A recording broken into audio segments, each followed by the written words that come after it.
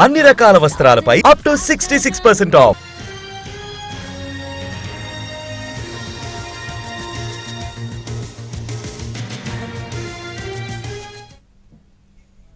రాజాసింగ్ రాజీనామాను ఆమోదించింది BJP. Party జాతీయ అధ్యక్షుడు జేపీ నడ్డా రాజీనామాను ఆమోదించారు. రాజీనామా ఆమోదంతో గోషామహల్ ఎమ్మెల్యేగా రాజాసింగ్ రాజీనామా చేస్తారా అన్న దానిపై ఆసక్తి నెలకొంది. ప్రెజెంట్ అమర్నాథ్ యాత్రలో ఉన్న రాజాసింగ్ హైదరాబాద్ కి రాగానే నిర్ణయాన్ని ప్రకటించే అవకాశం ఉంది. ప్రాంతీయ పార్టీ వైపు రాజాసింగ్ అడుగులు వేస్తున్నట్లు సమాచారం.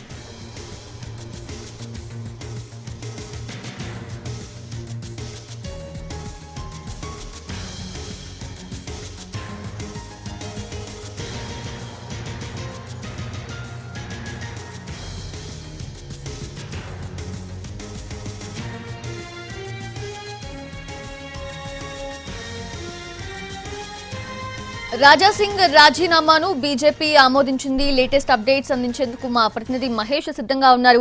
మహేష్, అమర్నాథ్ యాత్ర ముగించుకొని హైదరాబాద్ కి రాగానే రాజాసింగ్ తన డెసిషన్ ని అనౌన్స్ చేసే అవకాశం ఉంది. సో ఏ విధమైన డెసిషన్ తీసుకునే అవకాశం ఉంది?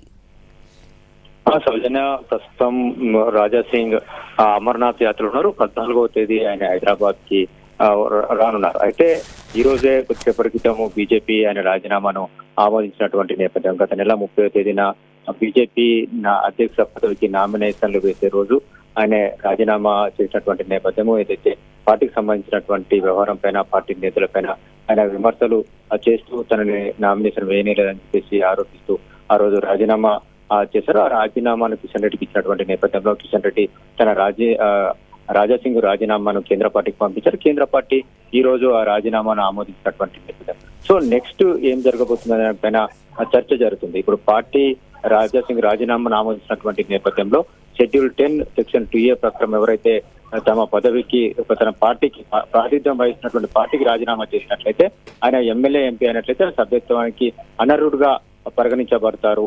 ఇది రాజ్యాంగంలో ఉన్నటువంటి నిబంధన. అయితే దీని ప్రకారం బీజేపీ ఆయన రాజీనామాను ఆమోదించినట్లుగా స్పీకర్ కి లేఖ ఇవ్వాల్సి ఉంటుంది. స్పీకర్ దాని తర్వాత నిర్ణయం తీసుకోవాల్సినటువంటి అవకాశం ఉంది. అదే బీజేపీ ఇప్పుడు అలాంటి నిర్ణయం తీసుకుంటుందా లేదా అనే దానిపైన మనకు క్లారిటీ రావాల్సింది. పార్టీ చర్చించిన తర్వాత దీనిపైన ఒక నిర్ణయం తీసుకున్నటువంటి అవకాశం ఉంది. మరోవైపు రాజాసింగ్ ఏం చేయబోతున్నారు? రాజాసింగ్ అన్ని ఆలోచించిన తర్వాతనే భవిష్యత్తు ఏ విధంగా ఉంటుందో ఒక బేరీజ్ వేసుకున్న తర్వాత ఆయన పార్టీకి రాజీనామా చేసినటువంటి నేపథ్యంలో ఆయన భవిష్యత్ కార్యాచరణ ఏ విధంగా ఉంటుంది దానిపైన కూడా చర్చ జరుగుతుంది. ఆయన ఎప్పుడు ఏమడినప్పటికీ కూడా తాను పార్టీని వీడను అనేటువంటి అభిప్రాయాన్ని వ్యక్తం చేసినటువంటి నేపథ్యం. ఈ రోజు పార్టీ ఆయన రాజీనామాను ఆమోదించినటువంటి నేపథ్యంలో ఆయన పార్టీకి దూరంగా ఉండాల్సినటువంటి ఆవశ్యకత అయితే ఏర్పడింది. ఆయన యొక్క కార్యాచరణ ఏ విధంగా ఉంటుంది?